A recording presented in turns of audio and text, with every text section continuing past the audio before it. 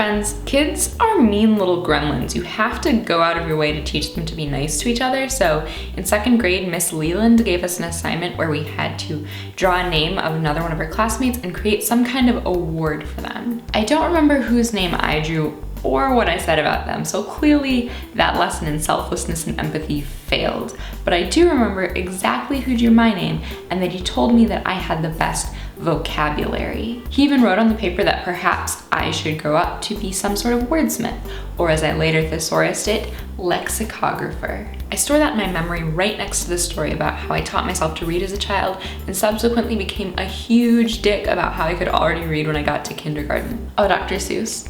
Yeah, I actually read chapter books, so I lump it in with a handful of nice comments that I got on high school papers, and the fact that no matter how hard I fought it and tried to pick a more practical major, the inevitable siren song of studying writing in college sucked me in. All of these events are individual enough. They're disconnected by distance and time, but there's a reason that I've gone back and tried to tie them together and exclude the outliers, like when I avoided taking the advanced English class in high school, or I stopped writing fiction altogether because a boy was mean to me. But in times when I feel a little bit lost at sea, wondering who am I, what am I supposed to be, I go back and I consult my personal mythology. And like Hercules strangling serpents in the cradle, I think, words, I'm good at words, I always have been. People knew when I was 7. I am Taylor, she who uses her words, and a prophecy of 2nd grade superlatives foretold of my epic quest to turn stories into something. I haven't finished writing it yet. This is an early draft. And sometimes this is helpful, like when I get to telling myself that I have no business calling myself a writer, even though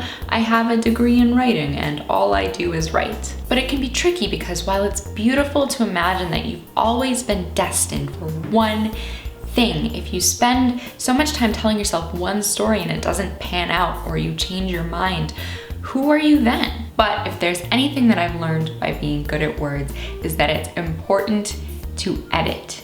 My own personal mythology is heavily cherry-picked.